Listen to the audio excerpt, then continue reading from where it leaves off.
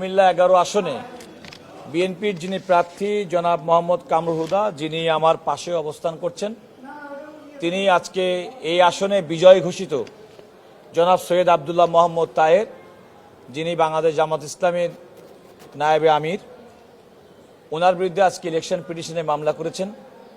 আদালত মামলাটি শুনানির জন্য গ্রহণ করেছেন এবং প্রতিপক্ষ অর্থাৎ সৈয়দ আব্দুল্লাহ মোহাম্মদ তাহের সহ এই নির্বাচনে অন্যান্য যে সমস্ত প্রার্থী তাদের প্রতি নোটিশ জারি করেছেন এবং আগামী 8ই জুন 2026 এই মামলার নোটিশ ফেরতের জন্য তারিখ ধার্য করেছেন। ইতিমধ্যে আদালত এই মামলার সমস্ত নির্বাচনী সরঞ্জাম সেগুলো সংগ্রহ করার জন্য নির্দেশনা দিয়েছেন। আমরা আদালতকে যে কথা বলেছি, এটা একমাত্র আসন যে আসনে অবিশ্বাস্যভাবে যিনি বিজয়ী হয়েছেন তাকে বিজয়ী দেখানো হয়েছে। আমি আদালতের সামনে কয়েকটি উল্লেখ করতে চাই যে আমাদের যে প্রার্থী জনাব কামরুল হুদা, তিনি বিএনপির প্রার্থী এবং ওনাকে এই নির্বাচনে পরাজিত করার জন্য এমন দুর্দশা স্থাপন করতে হয়েছে। আমি মোটা দাগে কয়েকটা তথ্য প্রমাণ আপনাদের সামনে উপস্থাপন করতে চাই।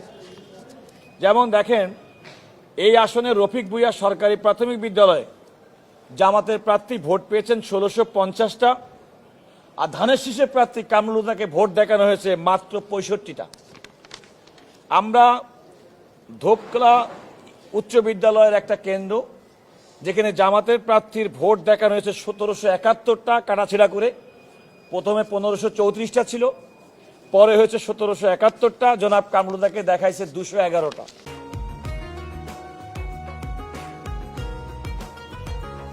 আশ্চর্যজনকভাবে পশ্চিম ডেকরা সরকারি প্রাথমিক বিদ্যালয়, সেখানে জামাতের প্রার্থী আব্দুল্লাহ মোহাম্মদ তাহেরের ভোটের সংখ্যা 1908, আর ধানের শীষের প্রার্থী কামরুল হুদার ভোটের সংখ্যা হচ্ছে মাত্র 74। এরকমভাবে আমরা অসংখ্য কেন্দ্র, এই যে ভোটের যে ব্যবধান, একটি কেন্দ্রের একটা কথা বলি, পদুয়া সুপিয়া উচ্চ বিদ্যালয় জামাতের প্রার্থী ভোট পেয়েছেন 2210, ধানের শীষের প্রার্থী ভোট পেয়েছেন 225। এমনকি 15 ভোট 20 ভোট, এই যে আরেকটা কেন্দ্র ধুবড়া এই বুদরা কেন্দ্র 1752, ওনাকে দেখাইছে 106।